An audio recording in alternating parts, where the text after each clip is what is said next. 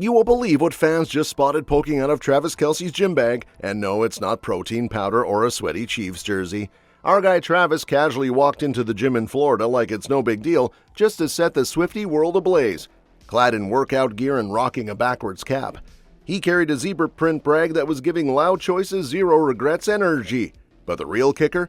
That subtle yet not so subtle pink cover peeking out, which fans immediately ID'd as Taylor Swift's Eras Tour book. Like, come on Travis, at least try to be low-key. Naturally, the internet lost its collective mind. X turned into CSI Kelce Edition, with fans zooming in, enhancing images, and basically losing it over the possibility that Swift's biggest fan might actually be her boyfriend. One fan suggested he was just delivering an autographed copy to someone at the gym. Yeah, sure, like he's UberEats for tour memorabilia now. Let's not forget, this isn't some casual fling. Travis has been riding the Eras wave like it's the Super Bowl of romance. He followed Taylor across 5 continents last summer, Wembley onstage cameo included, like the supportive golden retriever boyfriend we all secretly want. And now, post-Super Bowl heartbreak and all, he's chilling in the Sunshine State while the rest of the team kicks off optional workouts back in Missouri. The man clearly has his priorities in order: love, gym, golf, maybe football? Oh, and speaking of romantic flexes, over the weekend he brought Taylor as his +1 to a family wedding in Nashville. Barnhouse venue, star-studded guest list, and Taylor Swift stealing the spotlight just by existing. Apparently they look disgustingly happy, like rom-com level smitten. Then, because Travis doesn't do low-key weeks, he jetted off to South Carolina for some golf, casually posing with ex-NFL star Greg Olsen like it's just another Monday. Meanwhile, Taylor's reclaiming her musical empire, and guess who's liking every move she makes on Instagram? Yep, Travis. Supportive king behavior. Even his teammates are cheering her on like honorary Swifties. And turns out they're not alone, because George Clooney's actual kids are in the same club, fangirling over Taylor like it's their full-time job. Yep, the ever-so-suave Clooney, who casually juggles acting, aging like fine wine, and being married to international legal royalty, just revealed that his 8-year-old twins, Ella and Alexander, could not care less about Hollywood's glitzy old guard. De Niro could literally be sipping espresso at their kitchen table and they'd be like, is he in Wicked? According to insiders, George spilled the tea on the Tony Awards red carpet, where he was up for Best Leading Actor for his role as late journalist Edward R. Murrow. Big serious role, important play, Broadway prestige, and his twins? Zero interest. All they want to know is, where's Taylor Swift and when's she coming over? Honestly relatable. Imagine George Clooney getting side-eyed by his own kids while trying to explain who Edward R. Murrow was, and they're just there scrolling for Swift concert clips on an iPad. And it doesn't stop there. The twins are apparently obsessed with the movie Wicked. Not the OG version, mind you. They've got their hearts set on the upcoming Wicked for Good dropping in November 2025. Like they've probably already got their outfits planned and are ready to fight someone for opening night seats. Meanwhile, Clooney's just out here trying to keep up, probably humming Defying Gravity in the carpool line. George, being the proud dad he is, tried to squeeze in a little heartfelt moment about how amazing his wife Amal is, calling her the bravest human ever and being all gushy about how proud he is. But while George is busy winning Dad of the Year, Ilona Maher and her sisters are throwing glitter and logic at anyone brave or foolish enough to question Taylor Swift's boss move of snatching back her music empire like a pop goddess with a legal team and a vengeance. Ilona, rugby queen and Olympic powerhouse, links up with her sisters Olivia and Adriana on their podcast to basically shut down the Swiftie slander that's been floating around like a bad remix. Apparently, some people on the internet, who probably still think burning CDs is cool, are calling Taylor's re-recordings a scam. A scam! Like, how dare she take control of her own work and make money off it? The audacity! Ilona's crew isn't having it. They're straight up confused why anyone's beefing with Taylor for dropping Taylor's versions after that whole Scooter Braun chaos. Remember that mess? Scooter swooped in, bought her old albums, and Taylor was like, "Cool story, bro. I'll just redo the whole thing and outsell you with sparkle and soul." And that's exactly what she did.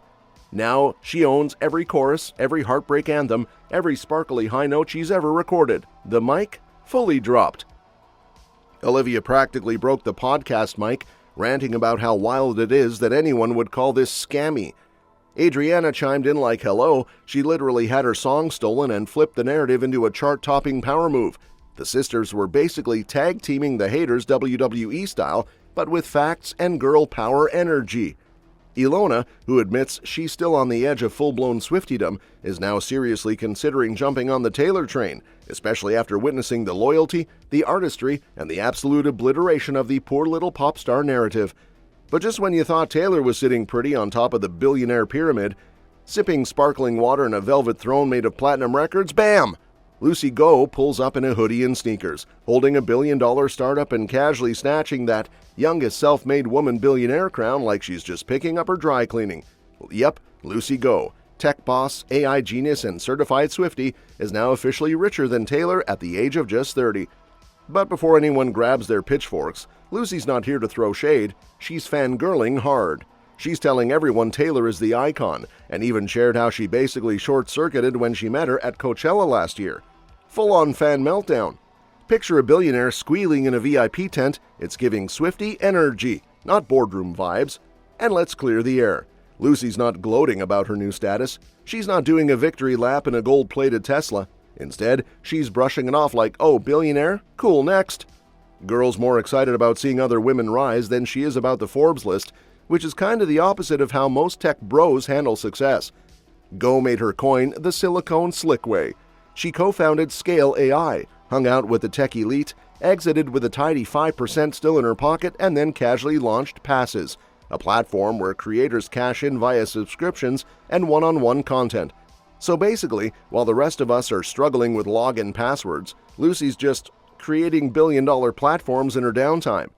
The woman probably dreams in code and closes million-dollar deals between Spotify streams of Cruel Summer. And even with her empire rising faster than a Swift ticket queue crashing Ticketmaster, Lucy's still waving that glittery Swiftie flag high when, boom! Aaron Rodgers decides to crash the vibe with a surprise plot twist straight out of an NFL soap opera. He just casually drops a BTW I've been secretly married for months like it's no big deal, and suddenly the internet is spiraling harder than a quarterback in a playoff game. And of course, the gossip floodgates swing wide open because if Rodgers is throwing out secret vows, the next logical step? Taylor and Travis definitely got hitched too, right? Right? Well, buckle up because Swifties went full CSI mode. After Taylor and Travis showed up at his cousin Tanner's wedding in Knoxville, people online acted like the bridal bouquet had Kelce embroidered on it. The conspiracy hit turbo when another wedding planner, yes, even wedding planners are dropping Easter eggs now, posted pics from a totally different wedding but included a place card that read Taylor and Travis Kelce at table 13. Swift's lucky number. Insert collective fan gasp here. Naturally, the entire internet exploded. Comments flying like glitter at an Eras Tour concert with people whispering, tweeting, and full-on screaming, "Did they tie the knot?" One fan even asked if it was time to say congrats, with a ring emoji, a shush emoji, and enough chaotic energy to fuel a tabloid magazine for a year. But pump the brakes, lovebirds. Despite the wedding industrial complex going into meltdown mode, insiders are swearing on their mother's charcuterie boards that the pair is not married. That honor currently belongs to Mr. Rodgers, who locked it down with someone named Brittany and chose a Steelers press conference to drop the love bomb. So where does that leave us? With Travis Sneak smooching Era's merch in his gym bag, George Clooney getting Swift shamed by his own kids, Lucy Goh casually flexing billionaire status in Swiftie-approved style, and Aaron Rodgers derailing the internet with a surprise marriage reveal. Welcome to another week in the celebrity multiverse where plot twists drop faster than surprise albums. Are Taylor and Travis secretly married? Probably not. Are we going to stop spiraling? Also no. Until we get a wedding invite, or at least another zebra print bag sighting, we'll be here, decoding clues, sipping tea, and living for every chaotic, glitter-drenched moment. That's all for this video, folks. See you next time.